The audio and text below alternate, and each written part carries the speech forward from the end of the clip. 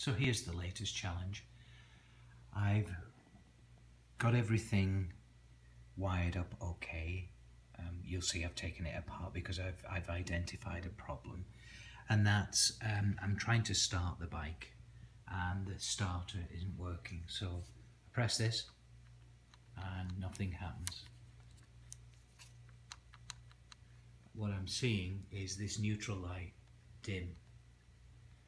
I've just been doing some reading up on the internet, and it sounds like it potentially is the solenoid here, which is just this unit behind or to the side of the battery. So that will be one of my next jobs, to take that out, put that on the bench, see if I can hammer that solenoid a few times to get that to work, and then try that again. If not, it's looking at all the earths and the wiring, especially from that neutral switch as well.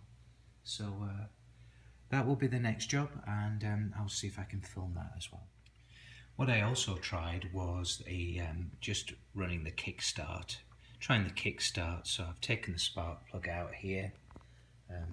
I've got some copper slip on that spark plug, by the way, just to help with the lubrication. And so just running that here, just manually kicking it. You see a nice healthy spark.